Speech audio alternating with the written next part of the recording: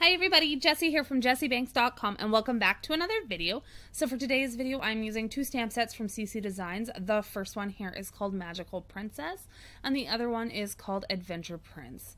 So I really like these guys. They're super cute. They're sized to go together. The same artist drew both of them, of course, so they're super fun. I did cut out all of my stamps prior to beginning filming so I can just pop them on over top and you don't have to watch me do that. So I cut out one for him and her, as well as the little carriage that I'm going to put on here in a few minutes. If I end up cutting out in the middle of this and forgetting where I am, I forgot to renew my car insurance while I was in the city, so I'm waiting for them to phone me back. They were busy at the counter, and I love that I can do it over the phone and I don't have to drive back into town because it's rainy and cold and I turned the furnace on.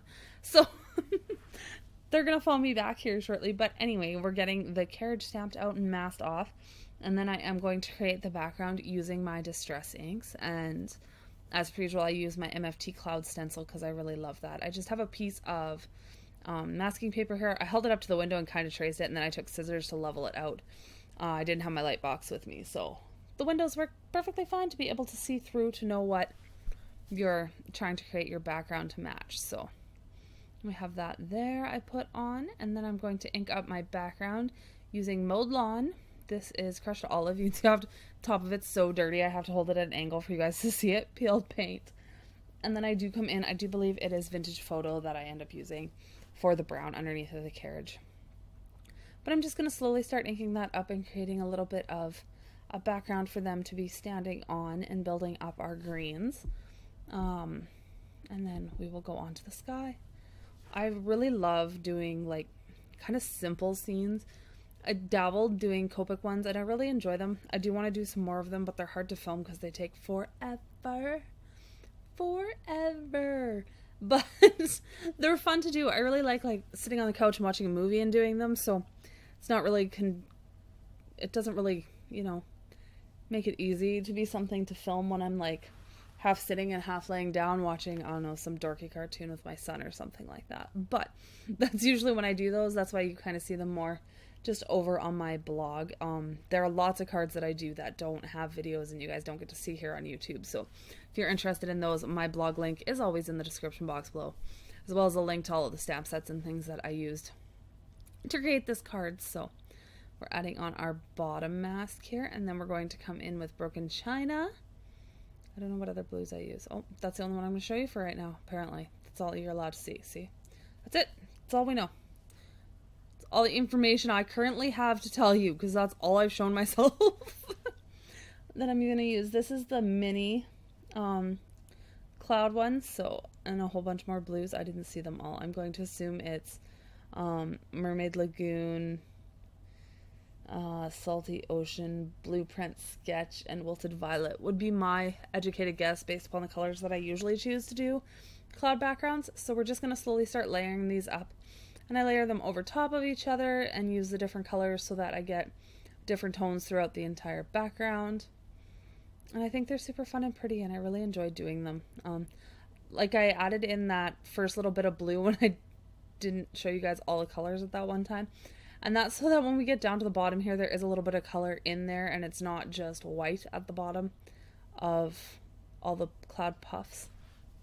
This is what I want to call them. So we'll put all of that in and then carry on to pulling off our masks and the coloring. Pulling off masks is my favorite part of creating a card. I absolutely adore this part, and when it comes out and all of your images are super clean and there's not a lot of gunk on them and they're all just white and pristine and ready to be colored in with my markers. So it's kind of like my favorite part is to do this. See how it comes off, and it's also white underneath. I think it's ever so pretty. So now we're going to jump in and start coloring in their skin tones here. And I'm using my standard skin tones for both. I do change it up slightly, I do believe. I think I use E04 and I jump to E11 on him, and then I put in E13 and leave out E04 on her, just to give them a little bit of a different skin tone. He is like kneeling towards her and whatever else. I think it's absolutely adorable. I love this little scene, and it's super simple. And there's all sorts of other things in there as well. Like there's a castle, and there's a sword for him, and a crown for her, and all that fun stuff. So you can build all sorts of fun scenes with this stamp set, or these two stamp sets, I guess. And like I said, I will have them both linked in the description box below. So we're just blending that out with our E000, and then we'll move on to her skin.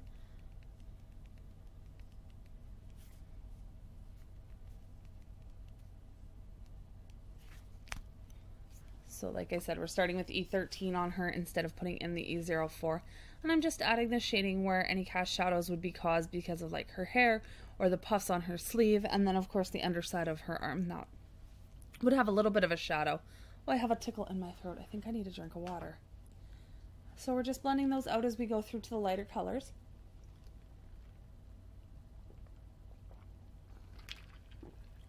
Sorry about that. I didn't talk. It was like a pain in my throat. It was really weird. On to E21.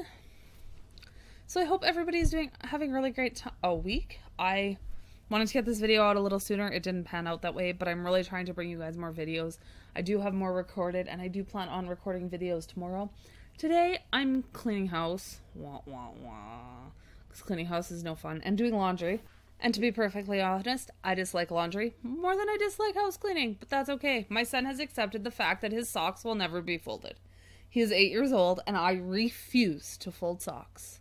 I will fold everything. I will fold his underwear. I will fold everything. I do not fold his socks. I do not fold my socks. I do not fold anybody's socks. I hate folding socks.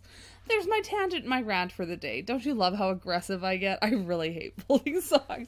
Anyway, I have car insurance again. Woohoo! Actually, well, it wasn't expired till the 4th, but I needed to get that done, so they phoned me back and renewed it, so I don't have to drive back into the city, which is fabulous, because I didn't want to drive back into Yorkton. So we're working on her hair, and I'm giving her blonde hair. I do always put the cap that I am using to the side of the image or the scene that I'm coloring, so you guys can see what I am using, especially when it's Copic markers, because it's really easy to set that lid there, and then I don't lose the lid. See, it took me a really long time to get in the habit of putting the lid there instead of holding it in my hand. And when I'd hold it in my hand, I'd start flailing around like a buffoon, and I'd throw it, or I'd set it down and I'd forget where I put it, and then I'd be losing caps. I had an E11 marker that was wrapped with saran wrap for like 6 months till I found the cap, actually, and I didn't find the cap. The cat found the cap, and he was playing with it. So now we just put them there, and then I always know where they are. I even do that when I'm coloring, like without filming. I put them off to the side so that I always know where they are. It's become a habit. You do things enough times, apparently it does become a habit. So that's awesome. So we're working on her hair, and I'm running out of stories. Am I running out of stories? I'm not really running out of stories. Caleb had ball, so my mom and dad took him to ball yesterday because I had fire practice. I'm on our volunteer fire department and first responders, so I do that one Thursday a month, and then we have various other training throughout the month and stuff. But yeah, so I had fire training last night, and during the day I was at work, and I work with my parents, but we went to my grandmother's for coffee, and grandma was saying her cast was burning her hand. My grandma lost part of her fingers in a farming accident when she was like 16, and she had a skin graft done on the top of her hand, so she can't feel like the center of her hand, but she can feel around the outside, like where the grafted skin meets the skin that was actually on her hand to begin with.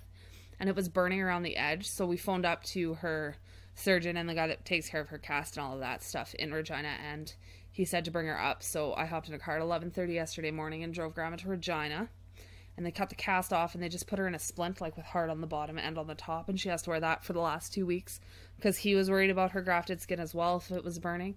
And when they took the cast off, it was kind of discolored. You could see where they had grafted on the top of her hand. And I mean, that's not like a new graft or anything. My grandma's 83-ish. And she was 16 when that happened. So you're talking something like, give or take, 66, 67 years that grafted skin has been there. And I mean, it grows on its own and whatever else. I know that skin dies, and it's not like 67-year-old skin, but it's 67-year-old skin. So he really didn't want to mess around with that. So we got that cut off and got her put in a splint.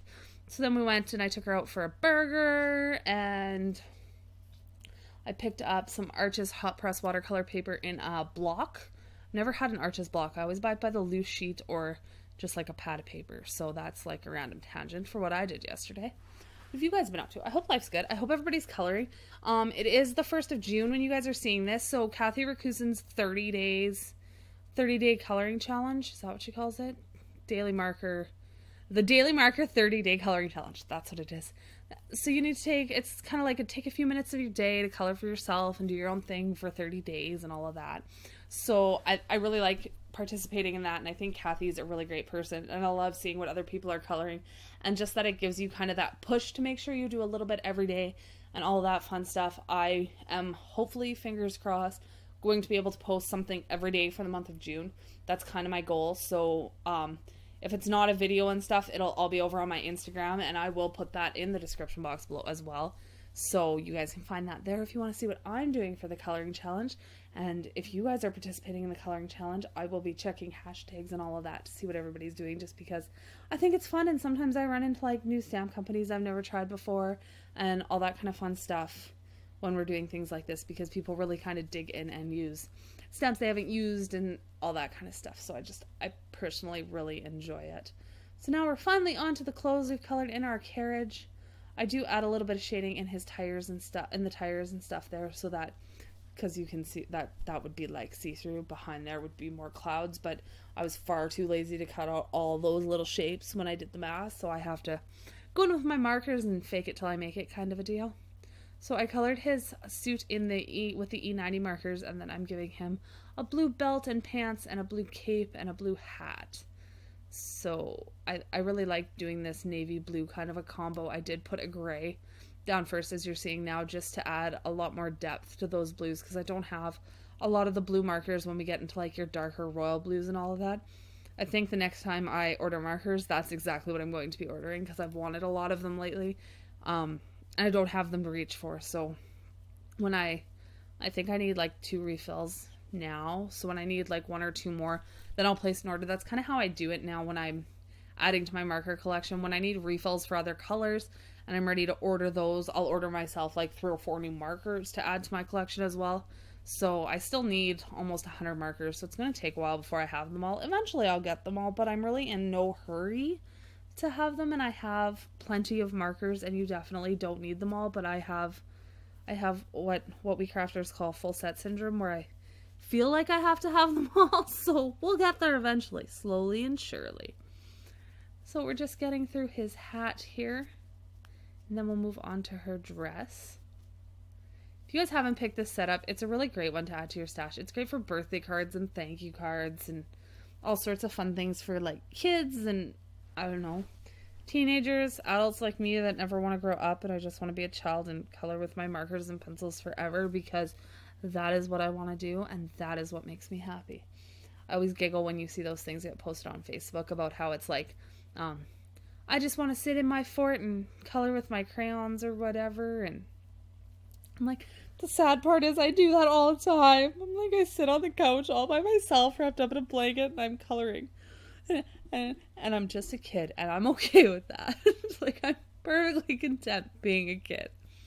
So we're getting on to our princess now, and I'm going to do the puff of her sleeve and her little like frilly thing around her belt with some gray colors. And I did realize that I forgot the bottom of her neck, so I come in now and I'm going to finish coloring that in, because I did miss it when I went through all of the skin tones to start with.